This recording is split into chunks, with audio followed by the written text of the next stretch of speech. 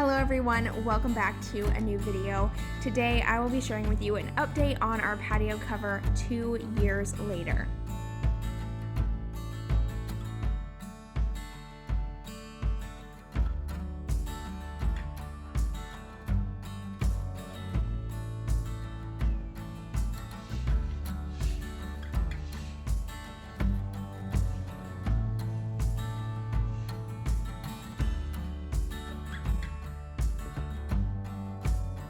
So if you happen to miss the video, about 2 years ago, my husband and I decided to DIY a patio cover because it is hot here in Florida and it's very essential to have some type of shade.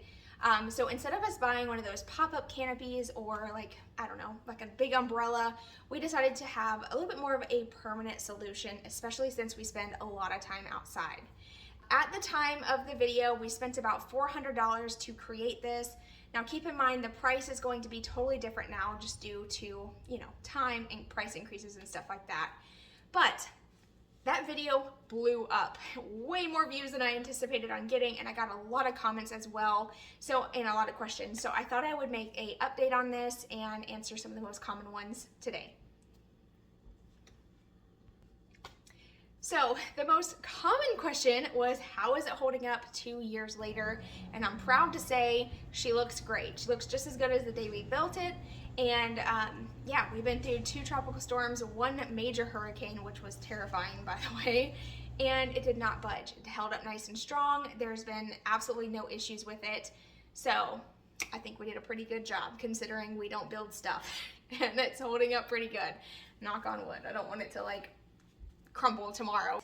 I also got a lot of other questions. So starting with the first one, does the roof leak? No, not at all. So we used metal Tapcon screws to screw the metal roof into the rafters and along the frame, and they come with a little foam, so it kind of seals it. There's been no leaks at all, no rust, which is great. And something I mentioned in the video, but I feel like a lot of people happen to miss it, was that we did have an angled roof. So our roof is not flat. It looks that way on camera, and I'm not really sure why it shows up so flat on camera, because in person you can definitely see that it's at an angle.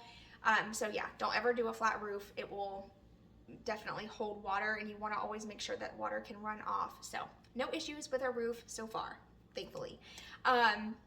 Next question was, does the metal get super hot? Does it feel like a sauna under there during the summer? And surprisingly, no. You would think it would, because the metal gets really hot to the touch in the sun, but luckily it doesn't feel hot. It feels nice and cool under there. We usually have our little, I was gonna say umbrellas. I don't know why I was gonna say that. We have our curtains that we put up, and it makes it feel like a little cabana. It's nice and shaded. It protects you from all sides from the sun, and it stays nice and cool. And we usually use a fan to kind of help circulate the air as well, which probably makes a huge difference too. Cover is a 10 by 10, and now looking back, I wish that we would have made it a little bit bigger. I feel like a 12 by 12 would have been a lot nicer, because currently we have a little couch out here, and it literally fits perfectly under it, but it would have been nice to have a little bit more space, so that way during a bad storm you probably wouldn't get wet. Now obviously I can't predict the weather and how windy it's going to be, so if you have a really bad rainstorm and a wind gust comes, you're definitely going to get wet in general. I feel like that's inevitable, but overall it's a pretty dry space under there during a regular small rainstorm or something like that. Moving on, what stain did I use? So I used the Valspar stain and sealer mix. It's a semi-transparent, and I used the color October Brown. I highly recommend. I think it has helped tremendously with the way our cover has held up.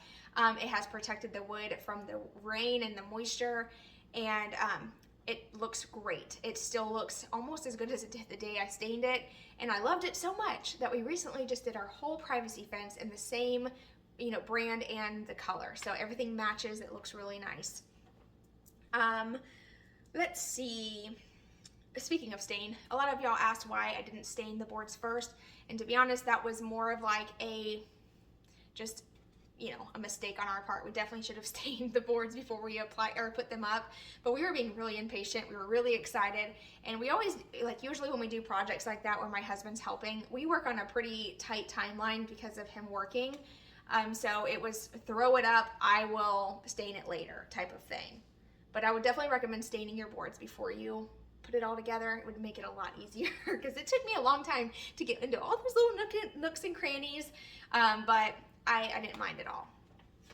Now, why didn't we attach it to our house? So this was a great question, and the main reason was due to the price. We were on a really tight budget. We wanted something quick, easy, and affordable, and that's what we were able to do. Had we attached it to our house, we probably would have spent a heck of a lot more money, and we probably would have had to use shingles, because I don't think we would have been able to figure out how to attach like it to the roof.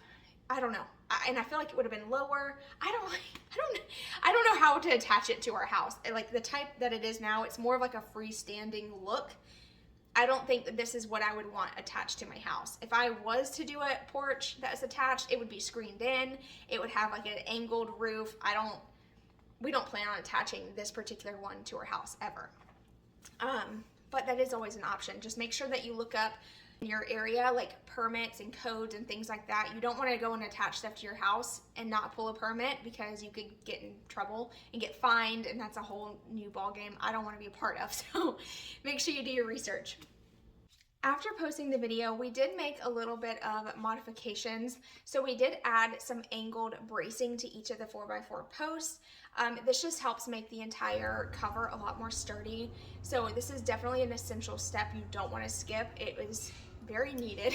After talking to my dad and also receiving a lot of comments saying that this was a essential step, we went in and added those right away, and we used really thick heavy duty lag bolts to attach those. It also gave it a nice look as well. We didn't want to just use like regular screws. We wanted something that looked nice on each of the posts. So yeah, that's pretty much it. So far so good. Would I recommend you building one? Yes, absolutely. I think if you can do it on a budget and save money and make it a little bit more of a permanent solution, I think it's totally worth it. It was a little challenging. I will be the first to admit it was not an easy process. We definitely hit some hiccups, which I think with any project you do, you're going to have issues, but overall, for it holding up as well as it has, I would definitely recommend. So I'm actually going to take you guys outside and show you a few of the things that I would change now moving forward. So if we were to ever rebuild one, these are things that I would probably do different. So the very first thing that I would do different is replace these 2x4s. I don't know if you can tell on camera, but they're definitely bowed.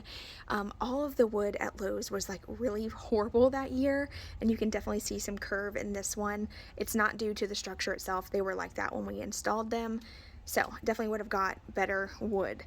Also, the way that we attached these here on the corners, I wish we would have done these a little bit different.